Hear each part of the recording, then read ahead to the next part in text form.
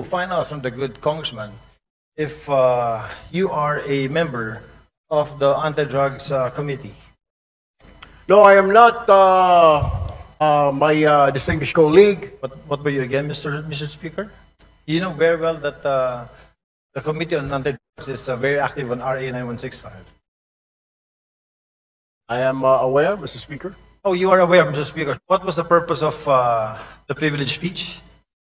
I don't know if my distinguished colleague was present when I was mentioning particularly exempting the media from being signatories. I don't know if the good gentleman is aware, the Deputy Majority Floor Leader is aware that Section 21 has been taken up. Can you repeat that, Mr. Speaker? Tagalogin ko po. Aware po ba tayo? Kaya po tayo napupulaan ng mga kababayan natin, napakarami natin mga batas na kailangang ayusin, subalit hindi po naaayos, kaya kailangan po natin bilis-bilisan. Since kayo po ay malakas po sa Senado, baka pwede po sila pong sabihan ninyo dahil wala po tayong counterpart sa Senado. Tapos na po tayo sa amendments natin. Matatagalan pa po tayo kasi dadaan pa po tayo ng eleksyon. Pag hinintay po natin na umabot kayo ng Senado, ay isang taon na naman po yun. The reason why I stood up today to remind not only our members here, but also our counterpart in the Senate, I rise today on a different matter. A critical matter concerning Section 21 of Republic Act number 9165, or the Comprehensive Dangerous Drugs Act of 2002, which mandates the inclusion of media representatives as signatories in the inventory of confiscated drug-related items. While this provision was crafted to enhance transparency in anti-drug operations, I submit that it is time for us to revisit and devolve this responsibility to better suited entities, Mr. Speaker. The inclusion of media representatives represents or presents significant challenges and risks. Media practitioners who are civilians are placed in potentially life-threatening situations when required to participate in such operations. Exposing them to these risks compromises not only their safety, but also that of their families, Mr. Speaker.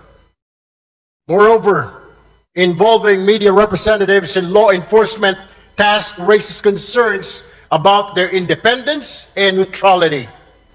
Journalists are meant to act as impartial watchdogs of government actions, holding public officials accountable from an objective stance. Requiring their direct participation, Mr. Speaker, in these operations undermines their role and may cast doubt on their credibility and impartiality.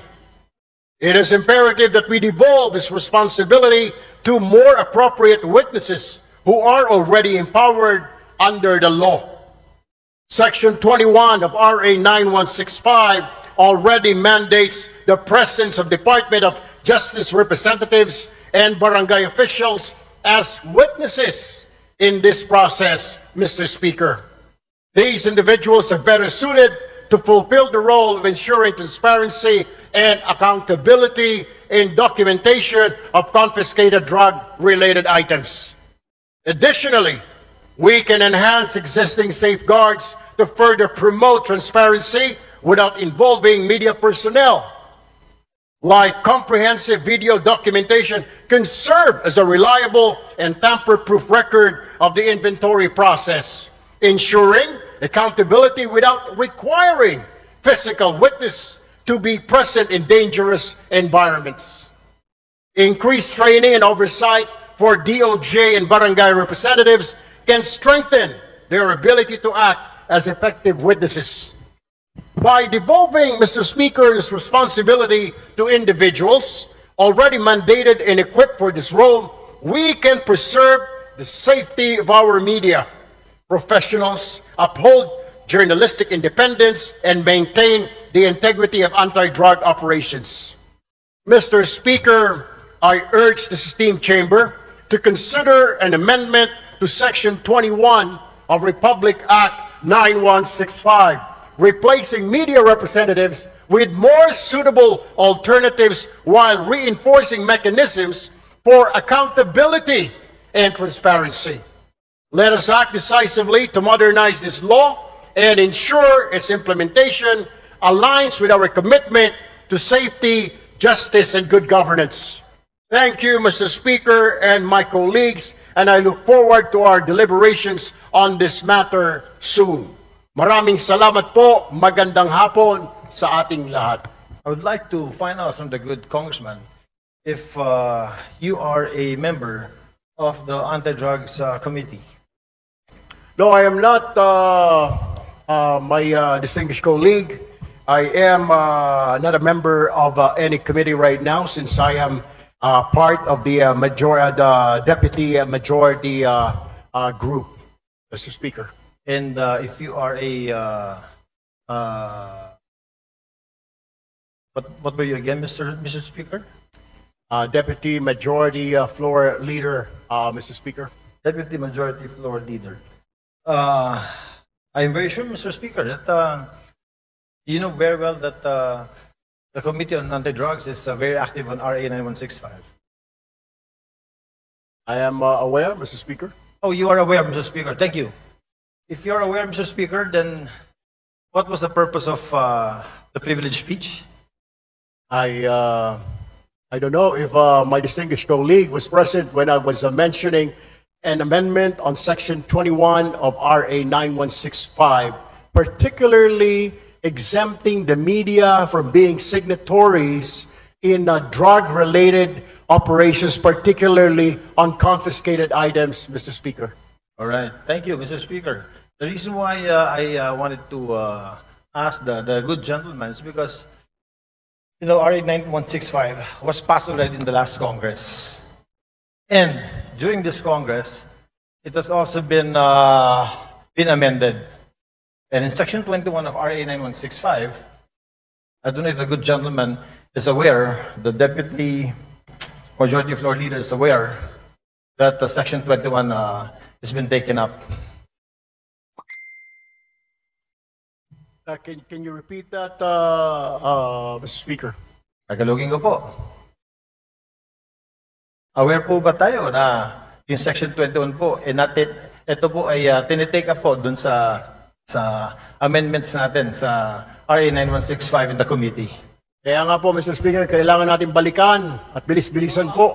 Ang problema po natin sa Kongreso, kaya po tayo napupulaan ng mga kababayan natin, napakarami natin mga batas na kailangang ayusin, subalit hindi po naaayos, kaya kailangan po natin bilis-bilisan. Kung ito po ay na-take up, sana po ay bilisan pa para kagad po ito ay ma-review at magawan po natin ang paraan dahil ito po ay kahilingan ng mga kasamahan po ng ating Fourth Estate, Mr. Speaker. Tama po. Napakaganda pong suggestion po niyan. Since kayo po ay malakas po sa Senado, baka pwede pong sila pong sabihan ninyo dahil wala po tayong counterpart sa Senado. Tapos na po tayo sa amendments natin. At yung pong privilege speech niyo kanina, pagtanggal po ng media, personalities, pag dumarating ang inventory time, pag mayroong babaypas, wala na po sa provision.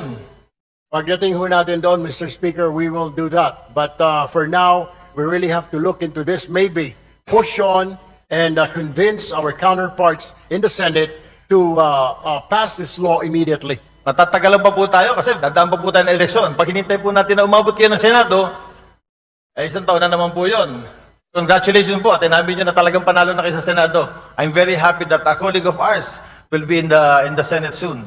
Pero ibabalik ko lang po, Mr. Senator, na ito pong hinihiling ninyo na tanggalin natin or i-amend natin sa Provision 21 of RA 9165, matagal na po naming tinabaho ito sa aming komite at tinanggal po talaga po namin to. Ang tanging hiling namin, katulad din ng hinihiling ninyo, sana nga po mapabilis natin ito sa Senado dahil sa Senado po, hindi ko alam pero baka pwedeng kayo na po magsalita, baka pwedeng kayo na mag-privilege speech, pakisabi na bilis-bilisan po para itong hinihiling natin na ma-amend itong Section 21 ay matapos na. Alam niyo ho, I will just have to correct my colleague. Hindi pa po ako senador, Your Honor. Ako po isang mambabatas, ako po isang representative, hindi pa po ako senador. Do, tumatakbo po ako senador Nais ko lamang po linawin na ako po ay isang congressman. Correct. Ako po ay member ng AXIS Party List at hindi po ako senador. Baka ang inyo po ibig sabihin, yung aking po nakatatandang kawiya po, siya po yung senador. Pangalawa, kaya ako nga po pinapabilis-bilisan para marinig po tayo sa Senado. Nabilis-bilisan po nila dahil ito po ay hindi pa naman batas. Habang ito hindi pa po batas, ala hong saysay ang pagre-review, wala hong saysay ang pagtanggal ho natin ng section na yan, section 21, kung hindi pa naman po ito batas. What I am trying to point out, Mr. Speaker, I guess we have to do something about it. And para marinig ko, kaya tayo nagpa-privilege speech para marinig po tayo sa Senado. Now, we are waiting for the decision, Mr. Speaker. If I can only do a privilege speech in the Senate, then I will do so. Unfortunately, I'm still here, a member of 19th Congress, Mr. Speaker.